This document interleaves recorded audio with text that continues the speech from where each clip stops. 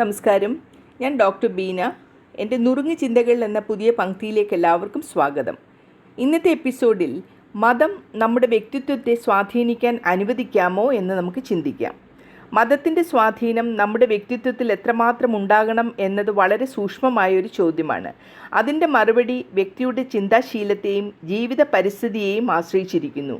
ജീവിത നയങ്ങൾ, എത്തിക്സ്, ധാർമ്മിക മൂല്യങ്ങൾ എന്നിവ രൂപപ്പെടുത്താൻ ഒരു പരിധിവരെ മതം സഹായിക്കുന്നു. സംയമനം, സഹനശീലത, കരുണ, സത്യസന്ധത തുടങ്ങിയ സ്വഭാവ ഗുണങ്ങൾ ഇതിൽ കൂടി വളർത്താം. എന്നാൽ വ്യക്തിത്വത്തെ നിയന്ത്രിക്കുന്ന രീതിയിലുള്ള സ്വാധീനവും ഇതിനുണ്ട്. മതം നിർബന്ധിതമായി ചിന്താശക്തിയെ തടഞ്ഞ് അനുകൂലമായി അമർത്തുമ്പോൾ വ്യക്തി സ്വതന്ത്രമായും വിശ്വസനീയവുമായും സ്വയം തീരുമാനമെടുക്കാൻ പ്രയാസപ്പെടുന്നു. ഇത് വ്യക്തിത്വത്തെ കഠിനമായി നിർവചിക്കപ്പെട്ട രൂപത്തിലേക്ക് മാറ്റാൻ ഇടയാകും. സ്വാതന്ത്ര്യവും വിമർശനാത്മക ചിന്താശേഷിയും കുറയ്ക്കുന്നു. മതം വ്യക്തിത്വത്തെ നിർദ്ദേശകരമായ മാർഗങ്ങൾ നൽകുന്ന ഒന്നാകണം, അല്ലാതെ നിയന്ത്രണമല്ല വേണ്ടത്. വിശ്വാസം, വ്യക്തിയുടെ ആത്മപരിശോധന, ചിന്താശേഷി, സ്വതന്ത്രമായ തീരുമാനമെടുക്കൽ എന്നിവയെ പരിപോഷിപ്പിക്കണം. മതം വ്യക്തിത്വത്തെ സ്വാധീനിക്കാം, പക്ഷേ അത് സാഹചര്യമായ സ്വാതന്ത്ര്യവും പോസിറ്റീവുമായ രീതിയിലാകണമെന്ന് മാത്രം.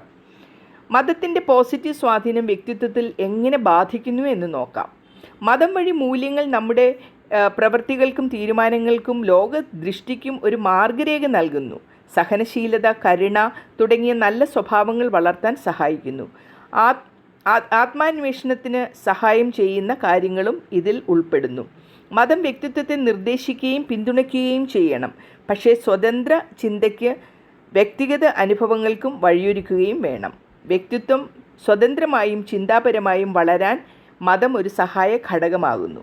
എന്നാൽ മതം നിയന്ത്രണമായി ആകുമ്പോൾ വ്യക്തിത്വത്തിൽ ഉണ്ടാകുന്ന പ്രതികൂല സ്വാധീനം ഒരു ഉദാഹരണത്തിലേക്ക് നോക്കാം. ഒരു യുവാവ് ഒരു വലിയ മതസംഘടനയിൽ അംഗമായി വളർന്നാൽ അവിടെ ധാർമ്മിക നിയമങ്ങൾ കർശനമായി പാലിക്കണമെന്ന് നിർദ്ദേശിക്കുന്നു. കുട്ടിക്കാലം മുതൽ തന്നെ എന്ത് ചെയ്യണം, എന്ത് ചെയ്യരുത് എന്നുള്ള മതനിർദ്ദേശങ്ങൾ അനുസരിച്ചാണ് അവൻ്റെ ഓരോ ചിന്തയും രൂപപ്പെടുന്നത്. അത് അദ്ദേഹത്തിൻ്റെ സൃഷ്ടിപരമായ കഴിവുകളും വ്യക്തിഗത തീരുമാനശേഷിയും സമൂഹത്തിൽ വ്യക്തമായ സ്വാധീനം ചെലുത്തുന്നു. അതിൻ്റെ ഫലമായി അദ്ദേഹത്തിന് സ്വതന്ത്രമായി അഭിപ്രായങ്ങൾ പറയാൻ കഴിയാത്ത ഒരു ആന്തരിക പുകത്തിരിയുന്ന അനുഭവങ്ങൾ സ്വീകരിക്കാൻ പേടിയുള്ള വ്യക്തിയായി വളരുന്നു. മതം നിയന്ത്രണമായുള്ള നിർദ്ദേശം മാത്രമാകുമ്പോൾ അത് വ്യക്തിത്വത്തെ പരിമിതപ്പെടുത്തും.